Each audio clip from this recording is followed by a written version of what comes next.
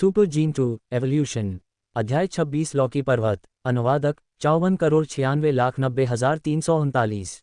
8 या 9 बजे रात का आकाश पहले से ही बहुत साफ हो चुका था। शायद मानव तकनीकी सभ्यता के पतन के कारण रात के आकाश में नंगी आंखों से दिखाई देने वाले तारे पहले की तुलना में बहुत अधिक संख्या में लग रहे थे और वे विशेष रूप से चमकीले थे।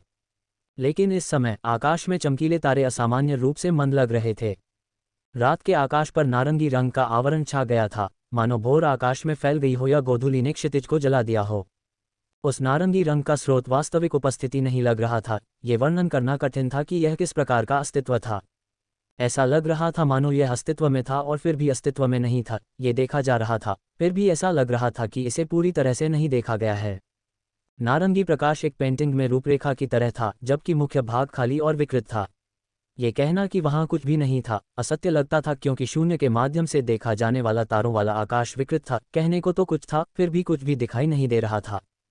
केवल नारंगी रंग की रूपरेखा की भयानक रोशनी ने तारों वाले आकाश को फिर से रंग दिया और बचा हुआ शून्य एक विकृत पक्षी जैसा दिख रहा था, जो आकाश को ढंक रहा था, जो उड़ान में अपने पंख फड़फड़ा रहा था। खोखला विरूपण धीरे धीरे लिनशेन और उसके साथियों के सिर के ऊपर से उड़ गया। चाहे जानबूझकर या अनजाने में, ये सीधे घाटी के दूसरे छोर पर चला गया। नारंगी रोशनी दूर तक फैली लंबी अंधेरी खाई को रोशन कर रही थी। चमकदार रोशनी का लाभ उठाते हुए समूह ने घाटी के दूर छोर पर बादलों के बीच एक अजीब पर्वत शिखर देखा, हालांकि उन्हें नहीं पता था कि यह कितनी दूर है। पर्वत शिखर पहाड़ियों के बीच गर्व से खड़ा था, जिससे आसपास की छोटी चोटियां महज टीले जैसी लग रही थीं, जिससे उनकी राजसी आभा कम हो रही थी। जो सबसे अजीब था वह था पहाड़ का आकार। ये काफी अजीब था। लिनशेन ने दुनिया को बहुत ज्यादा नहीं देखा था। आज उसने जो पहाड़ देखे थे वे पिछले 20 सालों में उसने जितने देखे थे उससे कहीं अधिक थे।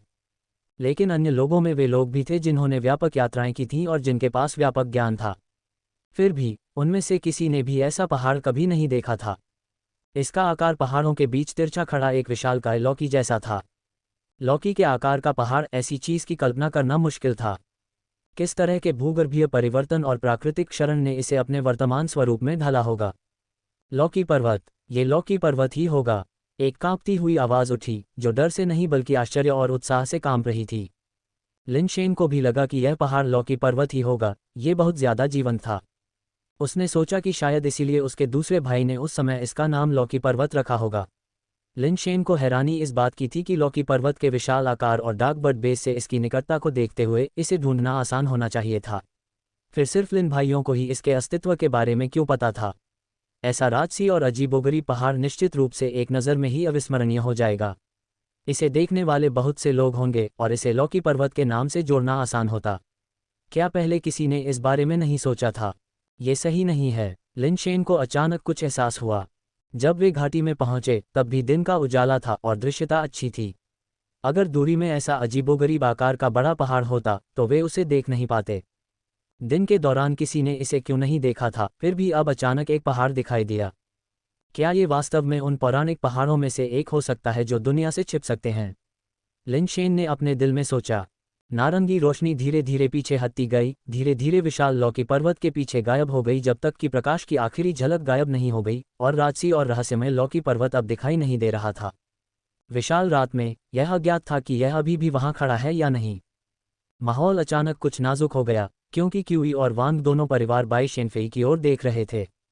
जैसा कि ये ने विश्लेषण किया था, उन्हें देवी संगिनी की आवश्यकता थी, क्योंकि वे नहीं जानते थे कि गॉड पर्वत कहाँ है। नारंगी रोशनी की अप्रत्याशित उपस्थिति ने उन्हें लौकी पर्वत की दिशा में इंगित किया था और डार्क बर्ड के साथ होने के कारण उन्हें अब देवी कंसोर्ट की आवश्यकता नहीं थी।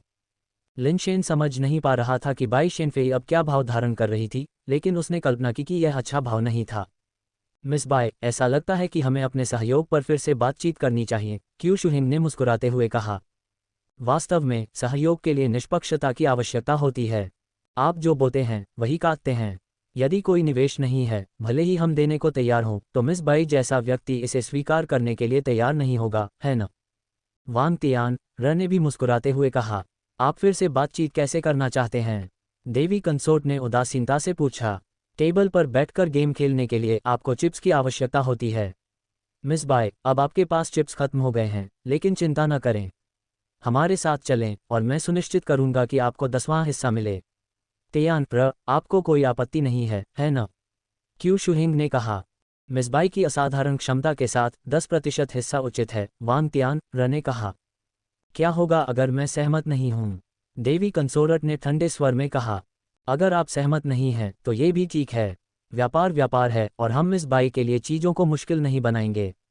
लेकिन जो लोग समान मूल्यों को साझा नहीं करते हैं वे एक साथ काम नहीं कर सकते हैं। अगर मिसबाई में क्षमताएं हैं तो आप अपने दम पर लौकी पर्वत पर जाने के लिए स्वतंत्र हैं। हम आपके रास्ते में नहीं आएंगे। आपकी क्षमताओं के साथ मिसबाई आप खजाने से लदे हुए वापस लौटेंगे। चाहे आप कितना भी ले लें, हम निश्चित रूप से ईर्ष्या नहीं करेंगे, वांग तियान र ने निश्चितता के साथ कहा। उन्हें विश्वास था कि देवी कंसोर्ट के पास उनके साथ सहयोग करने के अलावा कोई विकल्प नहीं था। डार्कबर्ड के बिना ये संदिग्ध था कि क्या वह लौकी पर्वत तक पहुंच भी सकती है, अकेले उसमें प्रवेश करना तो दूर की बात है। चूंकि यही मामला है तो चलो हम अलग अलग रास्ते चलते हैं, देवी पत्नी ने लिन शेन की ओर मुड़ते हुए पूछा, क्या तुम मेरे साथ आओगी? लिन शेन के जवाब देने से पहले ही वांग तियान र ने बोलना शुरू कर दिया था, मिस बाई कृपया जैसा आप चाहें वैसा करें। हमारे 3 परिवारों के मामलों में आपकी चिंता की आवश्यकता नहीं है। क्या आप तैयार हैं या नहीं? बाई शेनफेई ने वांग तियान र पर कोई ध्यान नहीं दिया, उसने उसकी ओर एक नज़र भी नहीं डाली, बल्कि लिन शेन को देखती रही और पूछती रही, तुम मेरी छोटी बहन हो, बेशक मुझे तुम्हारी देखभाल करनी चाहिए। लिन शेन ने बाई शेनफेई के पास जाते हुए कहा। लिन शेन ने इस बारे में अच्छी तरह से सोचा था, भले ही बाई शेनफेई के आने के पीछे कोई और मकसद हो, लेकिन उसकी अपनी ज़रूरतें क्यूई और वान परिवारों की ज़रूरतों से कहीं ज़्यादा थीं। बेशक लिन शेन सबसे ज़्यादा यही देखना चाहता था कि बाई शेनफेई पहले क्यूई और वान परिवारों से मिले, क्योंकि यही उसके लिए सबसे फ़ायदेमंद स्थिति होगी। तुम किसी बाहरी व्यक्ति के साथ जा रही हो? क्या लिन परिवार हमारे 3 परिवारों के बीच पिछले सौहार्द को नज़रअंदाज करने के लिए तैयार है? क्यूई शुहेंग ने ठंडे चेहरे और उदासीन लहजे में कहा। क्यूई और वान परिवारों के लोग पहले से ही लिन शेन और बाई शेनफेई के बीच खड़े हो गए थे, वे बाई शेनफेई को लिन शेन को अपने साथ ले जाने की इजाज़त नहीं दे सकते थे। अगर लिन परिवार के पास एक और डार्कबर्ड होता तो ये परेशानी का सबब बन जाता। वांग तियान र, तुम्हें इस बारे में सोचना चाहिए। अगर मेरी छोटी बहन और मैं मिलकर काम करें तो क्या तुम्हें सच में लगता है कि तुम्हारे पास कोई मौका है? लिन शेन ने बिना किसी परेशानी के कहा। वांग तियान र ने तिरस्कार के साथ कहा, अगर तुम सच में वह कमीना लिन जियांगडोंग होता तो मैं तुम्हें रोकने की हिम्मत नहीं करता। दुर्भाग्य से तुम लिन परिवार से सिर्फ लिन शेन हो, जो सिर्फ खाना पीना और मौज मस्ती करना जानता है। उसे नीचे गिराने में संकोच मत करो। लिन शेन को यह सुनकर पता चल गया कि कुछ गड़बड़ है और वह जल्दी से ये की तरफ देखने लगा। सिर्फ यही 100% निश्चित हो सकता था कि यहाँ मौजूद व्यक्ति लिन शेन था, न कि लिन जियांगडोंग।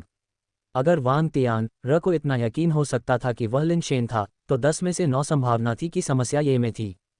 बेशक ये वेई वुफू भी हो सकता है, उसने अनुमान लगाया होगा कि लिन जियांगडोंग वास्तव में लिन शेन का भेष था, लेकिन लिन शेन को अभी भी लगा कि यह होने की अधिक संभावना थी। जिस क्षण लिन शेन ने ये को देखने के लिए मुड़कर देखा, ये ने अचानक एक चाकू निकाला और उसे लिन शेन की गर्दन पर रख दिया और आहें भरते हुए बोला, लिन शेन, मुझे माफ़ कर दो, मेरे पास कोई विकल्प नहीं था। उसने बोलना समाप्त भी नहीं किया था कि अचानक उसकी आंखों के सामने ठंडी रोशनी की चमक दिखाई दी, जिससे वह सदमे में पीछे हट गया। ये कि पीछे हटने की गति अविश्वसनीय रूप से तेज थी, यहाँ तक कि लिन शेन भी थोड़ा हैरान था, क्योंकि ये का वृद्ध शरीर इतनी तेजी से चलने में सक्षम था, जो शीर्ष मिश्र धातु प्राणियों से कम नहीं था। लेकिन भले ही वह इतनी तेजी से पीछे हटा, फिर भी उसके गाल पर तिरछे एक कट का निशान था, जो गहरा नहीं था लेकिन बेहद भयंकर और भयानक लग रहा था। वेई वुफू अपने हाथ में एक Z10 तलवार पकड़े हुए लिन शेन के सामने खड़ा था। तलवार के ठंडे ब्लेड से अभी भी खून टपक रहा था। तुम पहले जाओ, मैं उन्हें यहाँ रोक लूंगा। जैसे ही वेई वुफू ने कहा, उसके शरीर के भीतर एक रहस्यमय पदार्थ उमड़ पड़ा और पलक झपकते ही वह बैंगनी कवच में लिपटा हुआ था, जिसने उसके मजबूत और लंबे शरीर को इस तरह ढांक दिया मानो वह बैंगनी कवच युद्ध देवता हो। लिन शेन को उम्मीद नहीं थी कि वेई वुफू वास्तव में उसकी मदद करने के लिए आगे आएगा। बिना कुछ सोचे समझे वह व्हाइट गोल्ड बीस्ट पर पलट गया और घाटी के बाहर की ओर बेतहाशा भाग गया। क्यूई परिवार का एक म्यूटेटर, जो लिन शेन के सबसे करीब था, ने उसे रोकने की कोशिश की, लेकिन अचानक उसे ठंडी रोशनी की एक चमक दिखाई दी। म्यूटेटर का सिर हवा में उछल गया जबकि उसका शरीर जमीन पर गिर गया, खून की धार बह रही थी। वेई वुफू के हाथ में जेड जैसी तान तलवार जमीन की ओर तिरछी थी, जिसके ब्लेड से खून बह रहा था। वेई वुफू कम बोलने वाला लेकिन निर्दयी काम करने वाला आदमी था, ऐसा आदमी जो बिना किसी हिचकिचाहट के किसी पर वार कर सकता था। उसे देखकर लिन शेन को भी ठंड लग रही थी।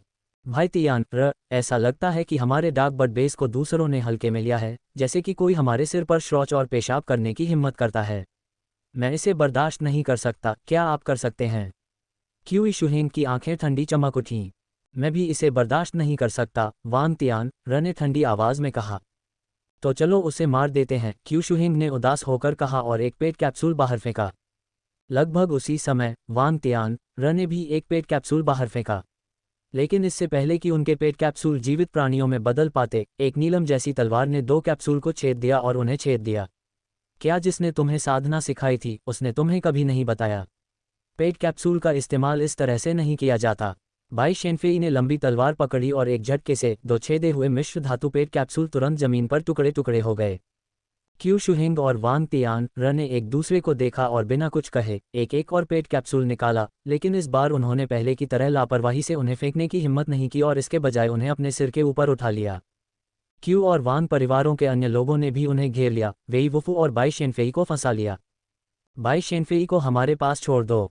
जहां तक उस कमीने वेई वुफू की बात है, उसे मेरे लिए खुर्च कर निकाल दो, वांग तियान ने बाई शेनफेई को ठंडी निगाहों से देखते हुए आदेश दिया। 2 फीनिक्स की चीखें एक साथ सुनाई दी जब 2 डार्क बर्ड्स उन हथेलियों से उछले जिन्हें क्यू शुहेंग और वांग तियान ने ऊपर उठाया हुआ था। वे बाई शेनफेई की ओर प्रकाश की 2 काली किरणों की तरह उछले। उन्होंने बाई शेनफेई के प्रति सावधानी बरती और शुरू से ही अपने सबसे मजबूत डार्क बर्ड्स को छोड़ दिया। दूसरी तरफ वेई वुफू दोनों परिवारों के म्यूटेटरों से घिरा हुआ था और लड़ाई की आवाज़ें लगातार आ रही थीं। लिन शेन ने थोड़ा और भागने और फिर स्थिति का आकलन करने का इरादा किया था, लेकिन जब उसने अपना सिर घुमाया तो उसने देखा कि एक आकृति उसका पीछा कर रही है। वह 18.4 की गति से व्हाइट गोल्ड बीस्ट पर सवार था, लेकिन आकृति किसी भी चीज़ पर सवार नहीं थी और व्हाइट गोल्ड बीस्ट से भी तेज थी, जल्दी से उनके बीच की दूरी कम कर रही थी। लिन शेन ने देखा कि आकृति काले तराजू जैसे धातु के कवच से ढकी हुई थी, एक बेहद क्षीण शरीर के साथ जो भयानक लग रहा था, जैसे कि मनुष्य और सांप का एक राक्षसी संकर। भागना बंद करो, लिन शेन। तुम भाग नहीं सकते। चलो ठीक से बात करते हैं। जब तक तुम सहयोग करते हो, भले ही क्यूई शुहेंग और वांग तियान को नाराज करने का जोखिम हो, मैं यहाँ से तुम्हारा सुरक्षित प्रस्थान सुनिश्चित करूंगा, ये ने कहा क्योंकि वह अचानक लिन शेन के पास से गुजरा, व्हाइट गोल्ड बीस्ट का रास्ता रोक दिया। अध्याय 27 गोलियां काटना। अनुवादक 54,96,90,339। ये क्या तुम सच में मुझे मूर्ख समझते हो? लिन शेन ने ये की ओर देखते हुए ठंडे स्वर में पूछा। लिन शेन, मैं तुम्हें सच में अपना बच्चा मानता हूँ, ये के शब्द उसके बोलने से पहले ही कट गए। और तुम सोचते हो कि तुम इसके लायक हो? लिन शेन के चेहरे पर घृणा भर गई। तुम अभी भी जवान हो और मेरी उम्र तक नहीं पहुंचे हो, इसलिए तुम समझ नहीं पा रहे हो, ये ने आह भरी। ये अगर तुमने खुलेआम विश्वासघात स्वीकार किया होता तो मैं तुम्हारा थोड़ा सम्मान करता। संत और पापी का नाटक मत करो, मुझे घृणा मत दो, लिन शेन ने ठंडे चेहरे के साथ कहा। बकवास बहुत हो गई, तुम मुझसे वास्तव में क्या चाहते हो? मुझे केवल डार्क बर्ड चाहिए और कुछ नहीं, ये ने कहा। मैंने कई बार कहा है, मेरे पास डार्क बर्ड नहीं है। लिन शेन को पहले से ही पता था कि ये की पिछली सारी जांच ये पता लगाने के लिए थी कि उसके पास डार्क बर्ड है या नहीं। छोटे भाई शेन, मुझे धोखा देने की कोई ज़रूरत नहीं है। लिन परिवार के पास अभी भी एक डार्क बर्ड होना चाहिए और ये तुम्हारे पास होना चाहिए। ये एक छोटा ब्लेड पकड़े हुए धीरे धीरे लिन शेन की ओर बढ़ते हुए बोला। अगर यह वास्तव में एक मृतंडा था तो लिन परिवार इसे क्यूई और वांग परिवारों के संदेह को दूर करने के लिए क्यों नहीं दिखाता? बस मृतंडे को प्रदर्शित करना ही काफ़ी था, लेकिन लिन परिवार ने ऐसा करने के बारे में कभी नहीं सोचा, जीवन और मृत्यु के महत्वपूर्ण क्षणों में भी नहीं। इसलिए यह एक मृत अंडा नहीं होना चाहिए, बल्कि चौथा डार्क बर्ड होना चाहिए। डार्क बर्ड विरासत में मिलने के कारण मैं 3 बड़े लिन भाइयों के स्वभाव से अच्छी तरह वाकिफ हूँ। अगर कोई डार्क बर्ड होता तो वे निश्चित रूप से इसे तुम्हें दे देते। तुम हमेशा इतने आश्वस्त रहे हो क्योंकि तुम्हारे पास डार्क बर्ड एक तुरुप का पत्ता है न? तो तुम यही सोच रहे थे। लिन शेन को एहसास हुआ कि ये क्यों इतना आश्वस्त था कि उसके पास डार्क बर्ड है। ये पता चला कि लिन शेन के आत्मविश्वास ने ये को गलत धारणा दी थी, लेकिन लिन शेन का आत्मविश्वास डार्क बर्ड से नहीं आया था, ये फायर सीड और डेथ पाउडर से आया था जो उसे संयोग से मिला था। छोटे भाई शेन, आपने कभी कठिनाई का अनुभव नहीं किया है और जीवन के दुखों को नहीं समझते हैं। कुछ चीज़ें उतनी सरल नहीं है जितनी आप सोचते हैं, और मैं उतना सरल नहीं हूं जितना आप सोचते हैं। डार्क बर्ड शक्तिशाली है, लेकिन यह इस बात पर निर्भर करता है कि इसे कौन पकड़ता है। क्या आप मानते हैं कि अगर आपके पास डार्क बर्ड होता और अगर यह वास्तव में मेरे साथ लड़ाई करने की नौबत आती तो आपको हमला करने का मौका भी नहीं मिलता? ये का लहजा ईमानदार था। तुम एक ऐसे व्यक्ति हो जिसे मैंने बड़ा होते देखा है। डार्क बर्ड को छोड़ दो और मैं वादा करता हूं कि मैं तुम्हारे सिर के एक बाल को भी नुकसान नहीं पहुंचाऊंगा। अगर मुझे लौकी पर्वत में कुछ लाभ हुआ तो मैं भविष्य में कुछ तुम्हारे साथ साझा करूंगा। मुझे कार्रवाई करने के लिए मजबूर मत करो, मैं ऐसा नहीं करना चाहता। ये बकवास छोड़ो, इससे मुझे और भी बुरा लगता है। मेरे पास डाक बर्ड नहीं है। अगर तुम्हें मुझ पर यकीन नहीं है तो मुझे मार दो और मेरे शरीर की तलाशी लो, लिन शेन ने व्हाइट गोल्ड बीस्ट की पीठ पर बैठे हुए ठंडे स्वर में कहा। छोटे भाई शेन, क्या तुम सच में मुझे इस हद तक धकेल रहे हो? अगर मैं कार्रवाई करता हूं तो मैं तुम्हारी जान नहीं बख्श सकता। मिस्टर लिन जोंगजेंग और चौथे लिन भाई दोनों का गुस्सा हम दोनों को ही पता है। अगर मैं तुम पर वार करता हूं तो पीछे मुड़ने का कोई रास्ता नहीं है, इसलिए मुझे तुम्हें चुप कराना होगा। ये की आवाज़ भी ठंडी हो गई क्योंकि उसने अपने हाथ में छोटे ब्लेड को कसकर पकड़ लिया। यह एक मिश्र धातु का हथियार था जिसे खंजर नहीं बल्कि छोटी तलवार की तरह बनाया गया था। तलवार का शरीर पीतल जैसा था लेकिन धार बर्फीले सफ़ेद रंग की थी। तुम मेरे तीसरे और चौथे भाइयों से क्यों डरते हो? लिन शेन ने अचानक पूछा। ये थोड़ा चौंक गया, उसे उम्मीद नहीं थी कि लिन शेन अचानक ऐसा सवाल पूछेगा। कुछ देर सोचने के बाद उसने जवाब दिया, क्योंकि मिस्टर लिन जोंगजेंग और चौथा लिन भाई दोनों बहुत ताकतवर हैं, इस हद तक ताकतवर कि जिसने भी उनकी ताकत देखी है वह डर महसूस किए बिना नहीं रह सकता। मैं इसे कैसे कहूँ, मजबूत बिल्कुल सटीक नहीं है, जबकि उनके पास पूरी तरह से जबरदस्त ताकत नहीं है। अगर उसी स्तर का कोई व्यक्ति या उससे भी ऊपर का कोई व्यक्ति उनसे मौत तक लड़े तो मेरा मानना है कि वे ही बचेंगे। अगर दूसरा भाई अभी भी यहाँ होता तो वह और भी ज्यादा खतरनाक होता। लिन परिवार वास्तव में ऐसे बच्चों के लिए भाग्यशाली है। अगर कोई बच जाता है तो लिन परिवार निश्चित रूप से भविष्य में एक बड़ी ताकत बन जाएगा। हाँ, क्या तुम भूल गए हो कि मैं भी एक लिन हूँ? मैं भी उनका भाई हूँ, लिन शेन ने शांति से कहा। ये हंसे। वास्तव में तुम भी एक लिन हो। मेरा मानना है कि तुम भविष्य में मिस्टर लिन जोंगजेंग और चौथे भाई की तरह ही दुर्जय हो सकते हो, लेकिन तुम अभी वहाँ नहीं हो। यदि आप अभी अलॉय लेवल म्यूटेटर होते तो मैं आपका विरोध करने की हिम्मत नहीं करता।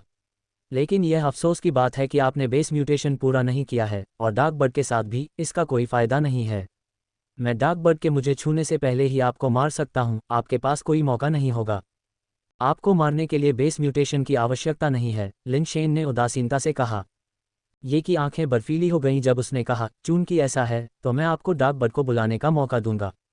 लिन शेन ने एक पेट कैप्सूल निकाला और उसे अपने बगल में तैनात एक सुपरसोनिक गनमैन में बदल दिया। ऐसा लगता है कि तुम अभी भी उम्मीद पर कायम हो। ये ने देखा कि लिन शेन ने डार्क बर्ड को नहीं बल्कि वांग तियान से जीते सुपरसोनिक गनमैन को बुलाया था। उसने अपनी आंखें सिकोड़ लीं और कहा। लिन शेन ने उसकी बात पर ध्यान नहीं दिया, सीधे सुपरसोनिक गनमैन को हमला करने का आदेश दिया। सुपरसोनिक गनमैन ने जल्दी से अपनी बंदूक निकाली और ट्रिगर को ये पर दबा दिया। थूथन से चिंगारी निकली और गोली इतनी तेज गति से निकली कि उसे नंगी आंखों से नहीं देखा जा सकता था। क्लैंग, ये निश्चल खड़ा रहा, उसका छोटा ब्लेड चमक उठा और उसके चेहरे पर निशाना साधती गोली आश्चर्यजनक रूप से दो भागों में विभाजित हो गई। ये के शरीर के दोनों ओर से गुजरते हुए जमीन पर गिर गई। ये हाथ में छोटा ब्लेड लिए भावशून्य होकर लिन शेन की ओर चला। Clang clang clang. Supersonic gunman ने गोलियां चलाईं, लेकिन वह ये की बढ़त को बिल्कुल भी नहीं रोक सका। उस पर निशाना साधी गई सभी गोलियां उसके छोटे ब्लेड से विक्षेपित हो गईं। लिन शेन ने थोड़ा भौहें सिकोड़ी। उसे याद आया कि ये इतना ताकतवर नहीं था। सुपरसोनिक गनमैन की गति मिश्र धातु प्राणियों में सबसे बढ़िया थी, फिर भी ये की गति और भी तेज थी और वह गोलियों को सटीकता से काट सकता था, कुछ ऐसा जो ये ने पहले नहीं दिखाया था। उसकी गति उस समय से कम नहीं थी जब लिन शेन ने सुपरसोनिक गनमैन पर एक्यू पॉइंट सीलिंग का इस्तेमाल किया था। अब डार्क बर्ड को बुलाना बेहतर है, ये तुम्हारा आखिरी मौका है। ये पहले ही व्हाइट गोल्ड बीस्ट के सामने पहुंच चुका था, अपनी ब्लेड को घुमाकर उसकी गर्दन में गहरा घाव कर दिया। व्हाइट गोल्ड बीस्ट की गति के बावजूद उसके पास बचने का कोई मौका नहीं था और वह तुरंत एक तरफ गिर गया। लिन शेन के पास व्हाइट गोल्ड बीस्ट की पीठ से नीचे कूदने के अलावा कोई विकल्प नहीं था और वह ये के सामने खड़ा हो गया। ये लिन शेन की ओर चलता रहा, उसके हाथ में छोटा ब्लेड एक विषैले सांप की जीभ की तरह था जो किसी भी क्षण लिन शेन को मौत के चुंबन के साथ मारने के लिए तैयार लग रहा था। धमाका। लिन शेन ने ये के आगे बढ़ने का इंतजार नहीं किया बल्कि सुपरसोनिक गनमैन को फिर से गोली चलाने को कहा। हालांकि जैसे ही सुपरसोनिक गनमैन ने गोली चलाई, लिन शेन ने भी अपनी चाल चली। संघर्ष के 7 कदम लिन शेन को गोली से भी तेज गति दे सकते थे, लेकिन ऐसा कोई नियम नहीं था कि उसे शूटर पर हमला करने के लिए उस गति का उपयोग करना था। लिन शेन बिजली की तरह आगे बढ़ा, उसकी उंगली ये के गले के नीचे एक्यू पॉइंट पर निशाना साध रही थी, एक ऐसा स्थान जिसे वह देख सकता था। जैसा कि अपेक्षित था, ऐसा लग रहा था कि ये ने लिन शेन की चाल का पहले से ही अनुमान लगा लिया था। जैसे ही लिन शेन ने अपनी चाल चली, ये की छोटी ब्लेड ने भी वार किया, लिन शेन की बांह की ओर बढ़ते हुए। ये की गति वास्तव में लिन शेन के वार से तेज थी। कोई आश्चर्य नहीं कि वह इतना आश्वस्त था। ऐसी गति अब मिश्र धातु स्तर के भीतर नहीं थी। खटखट, ये की छोटी ब्लेड पहले ही लिन शेन की बांह पर लग चुकी थी और लिन शेन की उंगली अभी भी ये से कुछ दूरी पर थी। अध्याय 28 लॉकी पर्वत का रहस्य। अनुवादक 54,96,90,339। ये ने सोचा था कि उसका ब्लेड लिन शेन की बांह को काट देगा, लेकिन जब उसने वार किया तो ऐसा लगा जैसे वह बेजोड़ कठोरता वाली स्टील की तार की रस्सी पर गिरा हो। न केवल ये काटने में विफल रहा, बल्कि प्रभाव ने उसकी कलाई में चुभने वाला दर्द भी पहुंचाया। जैसे ही ये को एहसास हुआ कि कुछ गड़बड़ है और उसने अपना हाथ वापस खींचने का इरादा किया, एक गहरे लाल रंग की छाया लिन शेन की बांह की आस्तीन को चीरती हुई निकली। सांप की तरह ये की बांह के चारों ओर लिपट गई। ये ने जो ब्लेड नीचे गिराया था उसने लिन शेन की बांह के चारों ओर लिपटे डेथ पाउडर को चीर दिया था। लिन शेन को हमेशा से पता था कि उसका अपना हमला ये से ज्यादा तेज नहीं हो सकता। ये की प्रतिक्रिया बिजली की तरह तेज थी। जिस क्षण डेथ पाउडर उसके हाथ के चारों ओर लिपटा, उसका दूसरा हाथ बिजली की तरह बाहर निकला और डेथ पाउडर के सिर को पकड़कर उसे खींच लिया। दुर्भाग्य से उसने डेथ पाउडर को कम करके आंका। जिस क्षण उसने उसके सिर को पकड़ा, डेथ पाउडर की पूंछ बिच्छू के वार की तरह उसकी हथेली में घुस गई और उसके चारों ओर लिपट गई, जिससे उसके दोनों हाथ एक पल में ही बंध गए। यह क्या चीज है? ये के हाव भाव थोड़े बदल गए।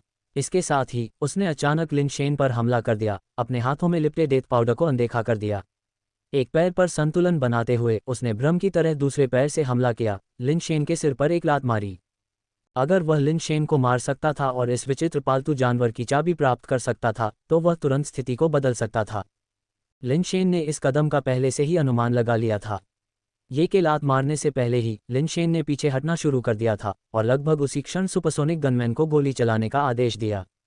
जैसे ही ये ने लात मारी, लिन शेन की गति गोली से भी अधिक हो गई। वह बाल बाल पीछे हट गया, लात से बचता हुआ, जबकि हवा से उसके बाल सभी दिशाओं में उड़ रहे थे।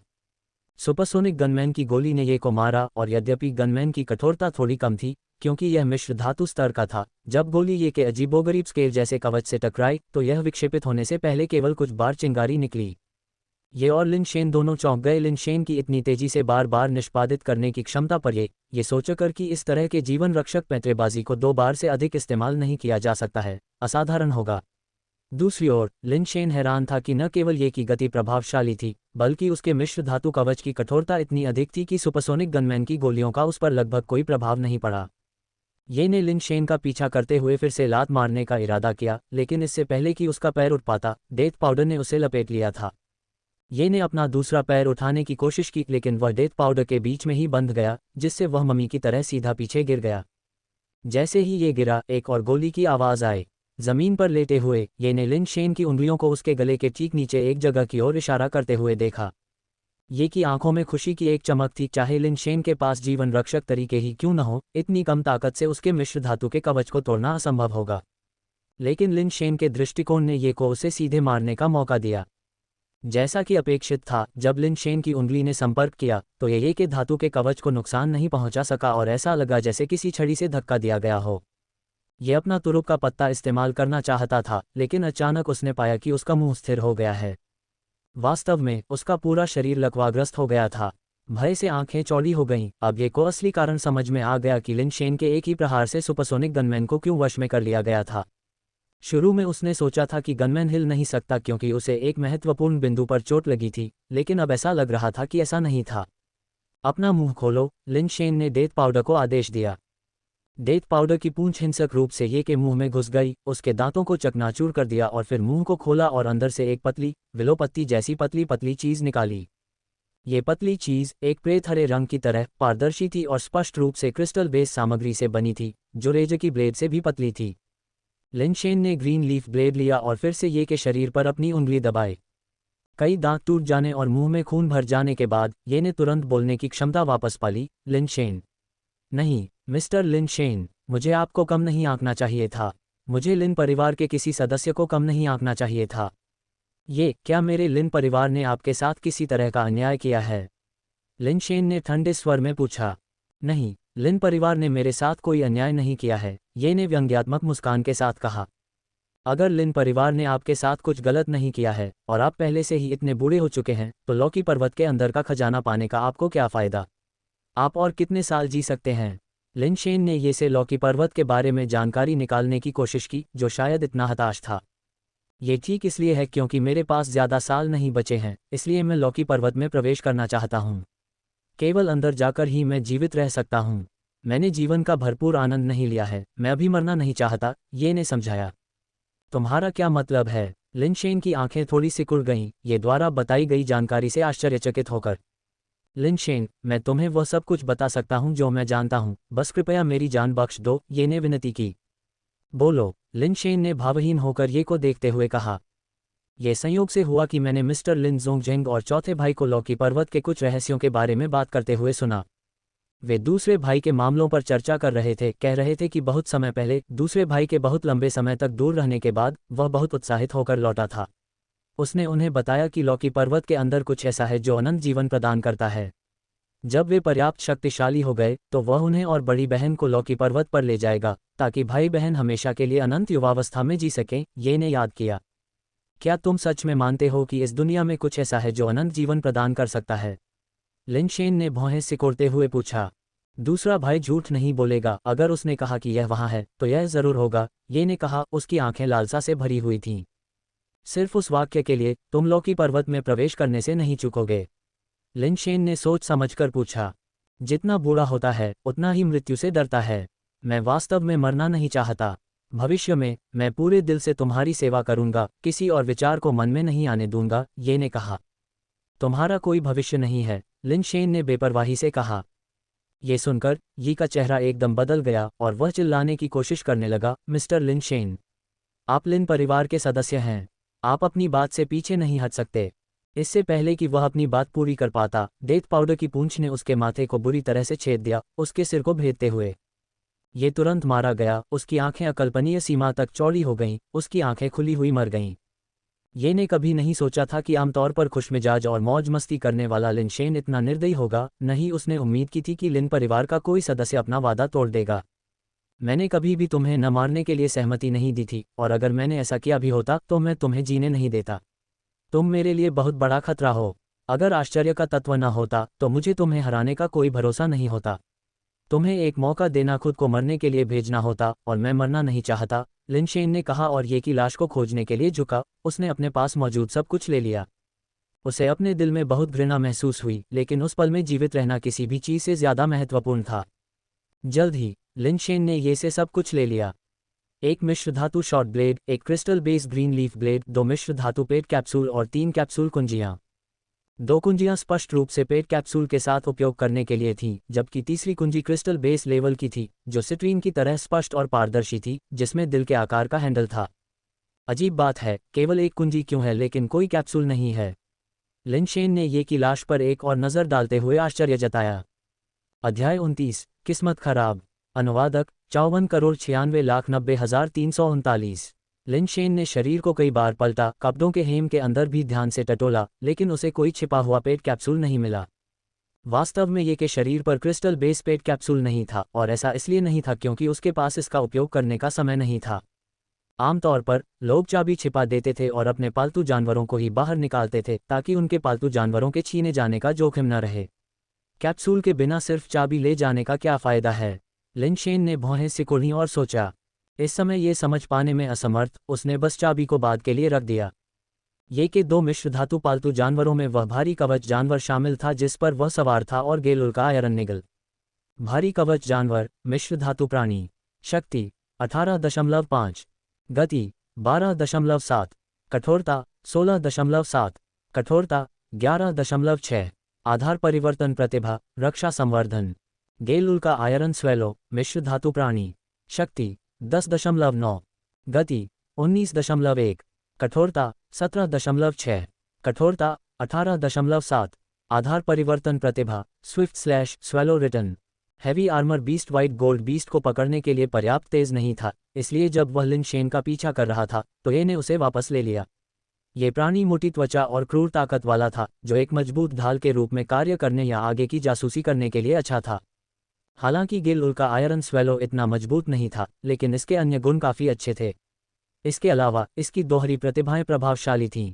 स्विफ्ट स्लैश ने इसे गति को विनाशकारी शक्ति में बदलने की अनुमति दी, जो कुछ हद तक इसकी ताकत की कमी की भरपाई करता था।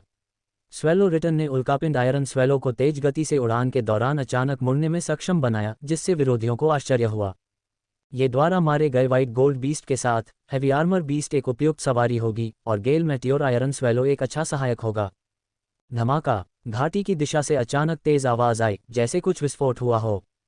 थोड़ी देर सोचने के बाद लिन शेन ने अपनी चीजें इकट्ठी की और चुपके से युद्ध के मैदान में पहुंच गया। उसने अभी भी अपने कपड़ों में डेथ पाउडर रखा हुआ था और उसे अपने शरीर पर लपेटा हुआ था। जब लिन शेन चुपके से घाटी के मुहाने पर लौटा और अंदर झांका तो उसने पाया कि कोई नहीं बचा था, सिर्फ कुछ टेंट बचे थे और जलती हुई आग अभी तक नहीं बुझी थी। हाल ही में हुई लड़ाई की जगह पर अब 10 मीटर से ज्यादा व्यास का एक बड़ा गड्ढा था, जिसके आसपास कई शव बेतरतीब ढंग से बिखरे हुए थे। लिन शेन ने कुछ देर तक देखा और फिर उल्कापिंड आयरन स्वेलो को आगे की ओर देखने के लिए बुलाया। उसने पाया कि टेंट खाली थे और बाकी सभी का ठिकाना अज्ञात था।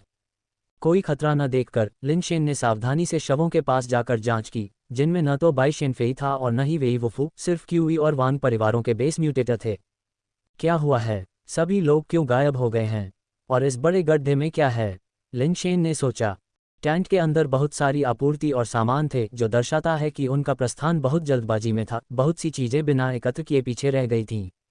घाटी के गहरे हिस्सों की ओर जाने वाली जमीन पर कोई अव्यवस्थित पैरों के निशान और खुरों के निशान देख सकता था, जो दर्शाता है कि वे घाटी में और आगे बढ़ गए थे।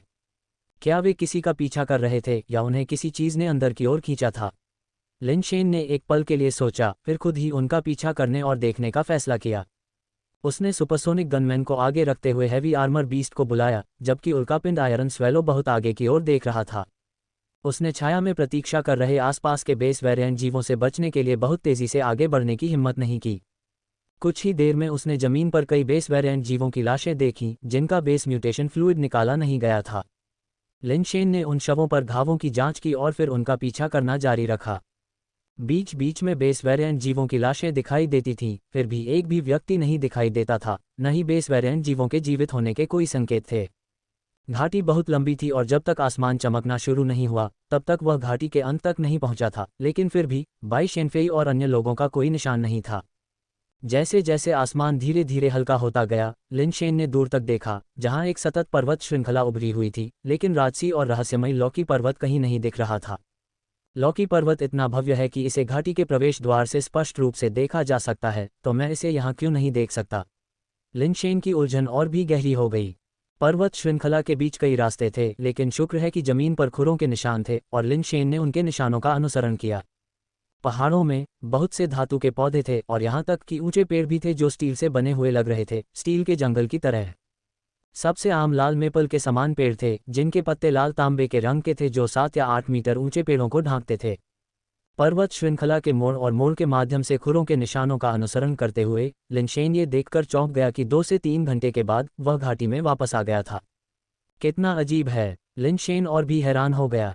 उसे यकीन था कि उसने बाई शेनफेई और अन्य लोगों को देखे बिना खुरों के निशानों का अनुसरण किया था, तो वह शुरुआत में वापस कैसे आ गया?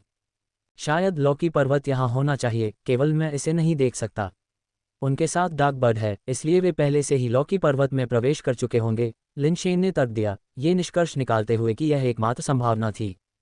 दुर्भाग्य से डार्क बर्ड के बिना, भले ही वह लॉकी पर्वत में प्रवेश करना चाहता था, वह रास्ता नहीं खोज सकता था। आखिर इतना विशाल पर्वत कैसे छिपा हुआ है? ये वास्तव में समझ से परे है। लिन शेन ने एक बार फिर पर्वत श्रृंखला में उन्हें खोजने की कोशिश की, लेकिन कुछ न मिलने पर वह फिर से घाटी में वापस आ गया। और भी अजीब बात यह थी कि पहाड़ों के भीतर बेस वेरिएंट जीवों का कोई निशान नहीं पाया जा सका। सैद्धांतिक रूप से म्यूटेशन पॉइंट के पास का क्षेत्र बेस वेरिएंट जीवों से भरा होना चाहिए। यहाँ सब कुछ बल्कि डरावना लग रहा था। भूल जाओ, मेरी ताकत सीमित है। अगर मैं लॉकी पर्वत में घुस भी गया तो मुझे डर है कि मैं ज़्यादा मदद नहीं कर पाऊंगा, बल्कि अपने तीसरे और चौथे भाइयों के लिए बोझ बन जाऊंगा। लिन शेन ने कुछ सोचने के बाद वापस बेस पर जाने का फैसला किया। उसे जल्द से जल्द अपना बेस म्यूटेशन पूरा करना होगा, क्योंकि उसकी खुद की ताकत बहुत कमजोर थी। शक्तिशाली पालतू जानवरों के साथ भी वह सुरक्षित नहीं होगा। जैसे ही लिन शेन वापस जाने की तैयारी कर रहा था, उसने अचानक एक आकृति को दूर के पहाड़ी रास्ते पर लड़खड़ाते हुए वापस आते देखा। क्योंकि यह बहुत दूर था, लिन शेन केवल यह बता सकता था कि यह एक व्यक्ति था, वह स्पष्ट रूप से नहीं देख सकता था कि यह कौन था। एक विचार के साथ उसने अपना पालतू कैप्सूल लिया और जंगल में छिप गया, चुपचाप दूर से आकृति को देखता रहा। आकृति नशे में लग रही थी, एक तरफ से दूसरी तरफ लड़खड़ा रही थी और पहाड़ी रास्ते से नीचे उतरने में उसे काफ़ी समय लग रहा था। लेकिन जैसे जैसे दूरी कम होती गई, लिनशेन आखिरकार स्पष्ट रूप से देख सकता था कि यह कौन था और वह हैरान रह गया। व्यक्ति के शरीर पर धातु का कवच टूटे हुए टेम्पर्ड ग्लास की तरह छोटी छोटी दरारों से ढका हुआ था। हर दरार से खून बह रहा था, हर जगह खून टपक रहा था। एक भयावह दृश्य प्रस्तुत कर रहा था कि वह अभी भी जीवित था। यह एक चमत्कार था। कोई आश्चर्य नहीं कि वह लड़खड़ा रहा था और लड़खड़ा रहा था, मुश्किल से चल पा रहा था। लिनशेन को थोड़ा बहुत याद आया कि यह व्यक्ति क्यूई परिवार से था, एक मिश्र धातु बेस म्यूटेटर जो काफ़ी कौशल वाला था। क्यूई परिवार और डार्क बर्ड बेस दोनों के उल्लेखनीय व्यक्तियों में से एक था। उसका नाम क्यूई गुवान लग रहा था, जो क्यूई परिवार का प्रत्यक्ष वंशज था। ये देखकर कि पीछे पहाड़ी रास्ते पर कोई और नहीं चल रहा था, लिनशेन जल्दी से जंगल से बाहर निकला और तेजी से क्यूई गुवान के पास पहुंचा। क्यूई गुवान, तुम्हें क्या हुआ? ये तुम्हारे साथ किसने किया और बाकी लोग कहाँ हैं? लिनशेन ने दूर से चिल्लाया। जब क्यूई गुवान ने लिनशेन को देखा तो उसने भागने की कोशिश की, लेकिन लड़खड़ाकर जमीन पर गिर गया। उसने कई बार उठने की कोशिश की लेकिन उठ नहीं पाया। बचाओ, मुझे बचाओ, मैं मरने वाला हूँ, मरने वाला हूँ। क्यू गुवान जमीन पर लेटा हुआ था। उसने अपना हाथ लिनशेन की ओर पूरी ताकत से बढ़ाया। उसकी आंखें जीवन की बेताब लालसा से भरी हुई थीं। दुर्भाग्य से वह अपनी बात पूरी भी नहीं कर पाया और चला गया। उसका चेहरा जमीन पर टिका हुआ था और उसका हाथ ढीला होकर गिर रहा था। वह हिल नहीं रहा था और चुप था। तुम्हारा क्या मतलब है, मरने वाला? क्यू गुवान, क्यू गुवान, लिनशेन ने कुछ बार पुकारा, लेकिन उसकी तरफ से कोई प्रतिक्रिया नहीं आई। उसने सुपरसोनिक गनमैन को शव को पलटने दिया। खून ने जमीन पर खून के रंग का मानव जैसा निशान बना दिया था। ऐसा लग रहा था कि वह वास्तव में बच नहीं पाएगा। लिनशेन उसके पास गया और उसकी नाड़ी और सांस की जांच की, लेकिन वह पहले ही मर चुका था। लिनशेन ने उसके शरीर को ढकने वाले धातु के कवच की बारीकी से जांच की। अनगिनत दरारें कांच की तरह थीं जो अभी भी जीवित रहते हुए कुचल दी गई थीं। उसने सोचा कि किस तरह की ताकत ने उसे इतना नुकसान पहुंचाया होगा। अचानक लिनशेन ने देखा कि उसके दूसरे हाथ में कुछ ऐसा लग रहा था जैसे उसने कुछ पकड़ रखा हो। मृत्यु में भी उसकी उंगलियां अभी भी उसके चारों ओर कसकर जकड़ी हुई थीं। लिनशेन नीचे बैठ गया और हाथ को खोलने की कोशिश की, लेकिन वह उसे हिला नहीं सका। उसने यी का छोटा ब्लेड निकाला और उंगलियों को खोलने और तोड़ने के बाद उसने आखिरकार देखा कि हाथ में क्या था। अध्याय 35 स्क्रब की लड़ाई। अनुवादक 54,96,90,339। एक घड़ी। लिनशेन कुछ हैरान था। उसने सोचा था कि क्यू गुवान ने मौत में जो कुछ भी पकड़ा होगा वह कुछ कीमती होगा। उसने उम्मीद नहीं की थी कि यह एक घड़ी होगी, और यह उस समय एक सस्ती डिजिटल घड़ी जैसी दिख रही थी। पट्टा, केस और डायल सभी काले थे। डायल पर केवल सफ़ेद नंबर प्रदर्शित थे। क्या ये हो सकता है कि यह घड़ी क्यू गुवान के लिए विशेष भावनात्मक मूल्य रखती है? अगर मुझे मौका मिले तो मैं इसे उसके परिवार को वापस कर सकता हूँ। लिनशेन ने घड़ी उठाई और देखा कि प्रदर्शित समय बंद था। 7 सेकंड। क्या ये घड़ी टूटी हुई है? लिनशेन ने आसमान की ओर देखा। अभी अंधेरा नहीं हुआ था, तो आधी रात कैसे हो सकती है? जैसा कि लिनशेन ने देखा, घड़ी पर समय लगातार चल रहा था। 6, 5, 4, 3, 2, 1, 0।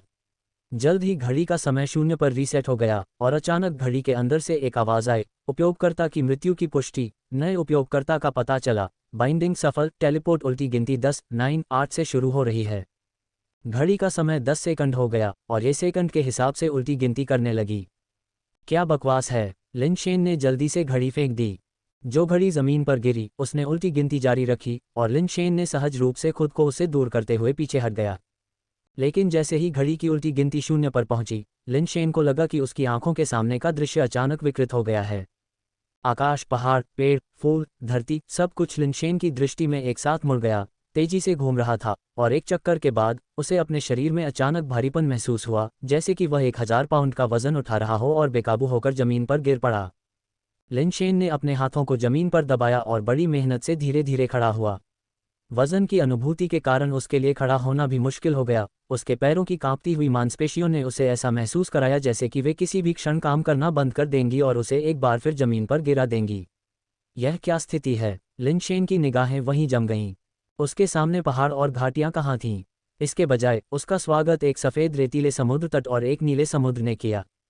आसपास के समुद्र तट पर दर्जनों सफ़ेद स्टील बॉडी वाले जीव थे, जिनके शरीर पर स्टील के कांटे थे और जिनका आकार चक्की के पत्थरों के बराबर था, बस समुद्र तट पर लेटे हुए थे और जाने क्या कर रहे थे।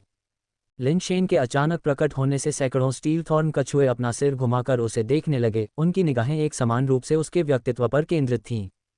लिनशेन ने मुश्किल से निगला सहज रूप से अपनी आंखों को रगड़ने के लिए अपना हाथ उठाना चाहा ताकि यह सुनिश्चित हो सके कि वह मतिभ्रम में तो नहीं है। लेकिन उसका हाथ उठाने का कार्य पहले की तुलना में कई गुना अधिक कठिन हो गया था और उसकी हरकत और उसके विचारों के बीच एक देरी थी। इससे पहले कि उसका हाथ उसकी आंखों को छूता, लिनशेन को एहसास हुआ कि उसने अपनी बाईं कलाई पर वह काली डिजिटल घड़ी पहनी हुई थी।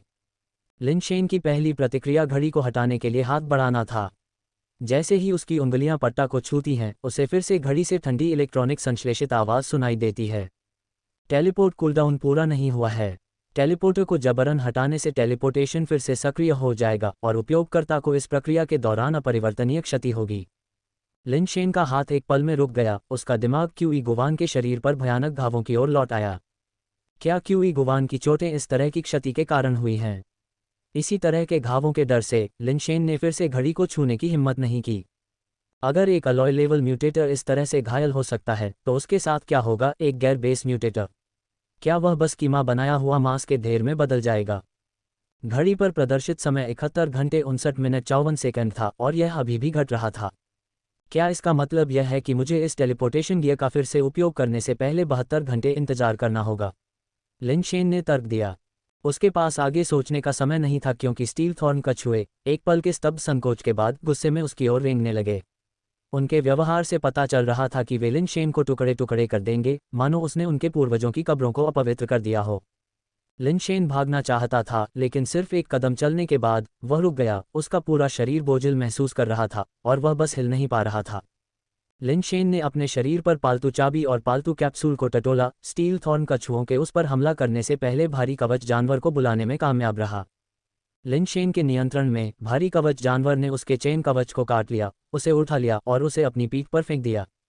लिनशेन भारी कवच जानवर के ऊपर लेट गया, जान बचाने के लिए उसकी गर्दन को पकड़ लिया। भारी कवच जानवर ने दहाड़ लगाए, हाथी के पैरों से भी मोटी उसकी मिश्र धातु की जांघें सीधे उस स्टील थॉर्न कछुए पर गिरी जो उस पर हमला कर रहा था।